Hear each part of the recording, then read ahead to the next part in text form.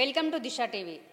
ఇటీవల కాలంలో దేశంలో పురుషులపై జరుగుతున్నటువంటి అగత్యాలు, అవి హత్యలు కావచ్చు, లేదంటే దాడులు కావచ్చు, ఇలాంటి ఘటనలపై ఇండోర్లోని పౌరుష్ అనే సంస్థ ఒక వింత కార్యక్రమానికి తెరలేపింది. అదేంటంటే రావణాసుర దహనం లాంటిది, శూర్పణఖ దహనం. అంటే ఇప్పటివరకు జరిగిన దారుణాల్లోని మహిళల ముఖ చిత్రాలను తీసుకొని ఆ శూర్పణఖ తలకి అలా ఒక 11 తలలు అతికించి దాని దసరా రోజున దహనం చేసే ఒక ప్రోగ్రాం అనేది స్టార్ట్ చేసింది. అయితే ఈ ఘటనపై అనేక విమర్శలు వస్తున్నాయి. దీనిపైన మనం కొంతమంది ఫెమినిస్టులను అడిగి వాళ్ళ అభిప్రాయం ఏంటో తెలుసుకోవడానికి ప్రయత్నం చేద్దాం రండి.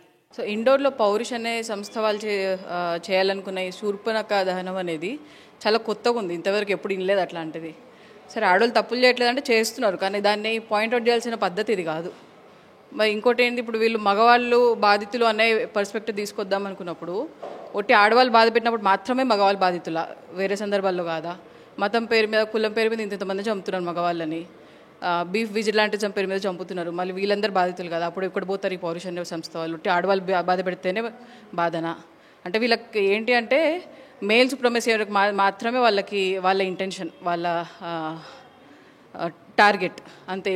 వేరే ఇక్కడ బాధ లేదు, బాధితులు లేదు. వాళ్ళది ఏమంటారు, ఇంటెన్షన్ అది కాదు వాళ్ళ అసలు. ఇంకోటి, ఇది కోర్టు దీని మీద స్టే ఇవ్వడం చాలా మంచి పరిణామమే. ఎందుకంటే ఇవి రిలీజన్కి సంబంధించిన అంశాలు, ఈ రిచువల్స్ అనేవి. సో కోర్టు ఏం చెప్తుందంటే, చట్టాలు ఏం చెప్తున్నాయంటే, ఇట్లాంటి రిలీజియస్ రిచువల్స్లో పబ్లిక్ ఆర్డర్ని భంగపరిచే విధంగా ఏమన్నా కొత్తవి ఇంట్రడ్యూస్ చేయడానికి వీలు లేదు. అట్లాంటి చేంజెస్ ఏమైనా తీసుకొస్తే అది చట్టానికి వ్యతిరేకం. సో దానికోసం కూడా ఇది ఆపేసినారు, మంచిదే. ఇంకోటి, వీళ్ళు ఏదో 10 మంది ఆడవాళ్ళది పెట్టేదో చేద్దాం అనుకుంటున్నారు, కానీ మగవాళ్ళది అట్లా చేయడం స్టార్ట్ చేస్తే మనం గంటకు ఒక రావణాసురుడిని కాల్చాల్సి వస్తుంది. అది మర్చిపోతున్నారు వీళ్ళు. ఒకవేళ ఇవి మాట్లాడినప్పుడే వాళ్ళకి, అంటే ఆడవాళ్ళు పడే బాధల గురించి మాట్లాడినప్పుడు మాత్రమే వీళ్ళు ఆడవాళ్ళు పెట్టే బాధల గురించి కూడా మాట్లాడే హక్కు ఉంటుంది వీళ్ళకి. అది వీళ్ళు గుర్తుంచుకోవాలి. వాళ్ళ అధికారానికి ఎప్పుడైతే ముప్పు వస్తుందో అది కూడా ఆడవాళ్ళ నుంచి, అప్పుడే మగవాళ్ళకి ఇంత పౌరుషం వస్తుంది. అంటే ఇప్పుడు వివిధ రకాల సమస్యలు ఉన్నాయి. అసలు ముందు మగవాళ్ళు సూసైడ్లు ఎక్కువ జరుగుతున్నాయి, వాటి గురించి మాట్లాడడం లేదు. మగవాళ్ళలో ఉండే వేరే వేరే సమస్యలు, అంటే ఆరోగ్య సమస్యల గురించి మాట్లాడటం లేదు. కానీ ఎప్పుడైతే ఆడవాళ్ళు హత్యలు చేశారో, అది కూడా చేతి వేళ్ల మీద లెక్క పెట్టని హత్యలే చేశారో, దాని వెంటనే వాళ్ళకి ఇంత రెసిస్టెన్స్ వచ్చేసింది. నేను అనుకోవడం, ప్రతి సమస్య గురించి ఒకటి స్పందించడం ఒక విషయం అయితే, అంటే మగవాళ్ళ మీద వచ్చే సమస్య ఆడవాళ్ళ నుండి మాత్రమేనా, ఇది ఒక్కసారి ప్రశ్నించుకోవాల్సిన అవసరం ఉంది.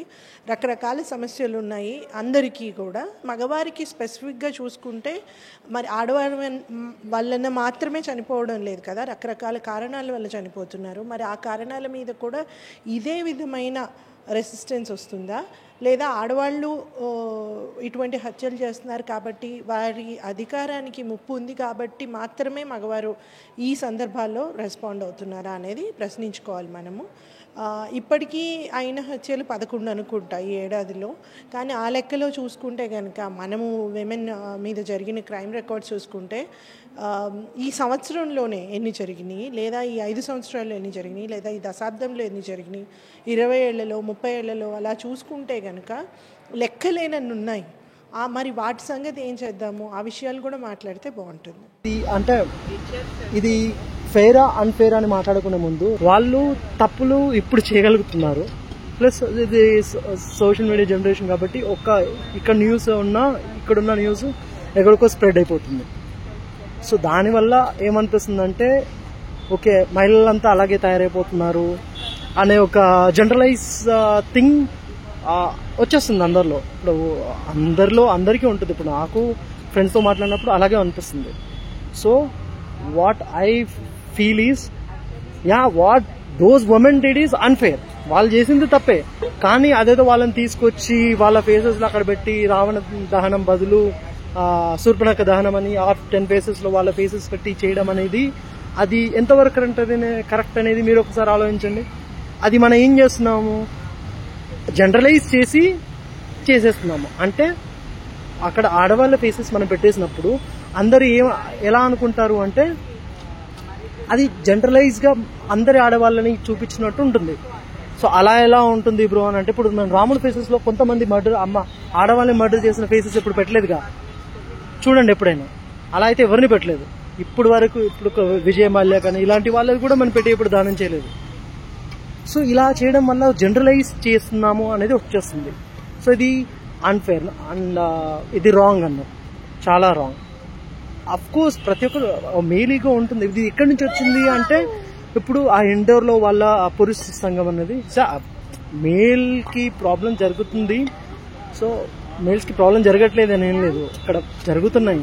సో మా అందరికీ ఇబ్బందులు ఎదురవుతున్నాయి సొసైటీలో, లాస్ని అలా వాడుకుంటున్నారు. కానీ దానికి జనరలైజ్ చేసి అందరినీ మనము ఇది చేయలేంగా. ఇది జనరలైజ్ చేస్తున్నందుకు కిందికి వచ్చేస్తుంది. సో ఇది అన్ఫేర్ కిందికి వచ్చేస్తుంది. రేపు ఇది ఒక రెగ్యులర్ ప్రాక్టీస్ అయిపోతుంది. సో వాళ్ళని ఇదేంటంటే మేము చేసాం కదా, మేము అప్పటి నుంచి చేస్తూ వస్తున్నాం, ఇప్పుడు మాతో పాటు వీళ్ళు ఇలా కూడా ఇప్పుడు అంటే మా మీద మర్డర్ ప్లాన్స్ కూడా చేస్తారా అనేది, అంటే మాతో ఈక్వలా అనే దాంతో మేల్ ఈగో నుంచి వచ్చి ఇలాంటి థాట్స్ వస్తున్నాయి. So this is clearly unfair and this is not to be practised.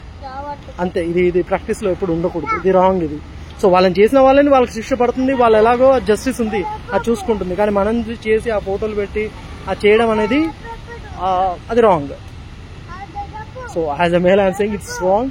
And okay problems ఉన్నాయి, ప్రాబ్లమ్స్ లేవని నేను చెప్పట్లేదు, అందరికీ ప్రాబ్లమ్స్ ఉన్నాయి. ఆ లేడీస్ వల్ల మెన్ వల్ల ఫీమేల్స్ ప్రాబ్లమ్స్ ఎలా ఫేస్ చేస్తున్నారు, ఫీమేల్స్ వల్ల మెన్ కూడా అలాగే ప్రాబ్లమ్ ఫేస్ చేస్తున్నారు. కానీ అలా అని ఇలా చేయడం అనేది రాంగ్ అది. సో ఇది ఎక్కడి నుంచి వచ్చింది, this is pure male ego. మనము చేసినప్పుడు రాంది, వాళ్ళు ఇప్పుడు చేస్తున్నారు కదా, దాని నుంచి ఓహో ఇది రాంగ్ కదా, వాళ్ళు అసలు చేయకూడదు, నేను కొట్టాను కదా వాళ్ళు తిరిగి ఎలా కొడతారు అనే దగ్గర నుంచి వచ్చింది. సో అలానే నేను వాళ్ళని సపోర్ట్ చేస్తున్నాను కాదు, ఏదో ఫెమినిస్ట్ అలాంటి కైండ్ ఏం కాదు.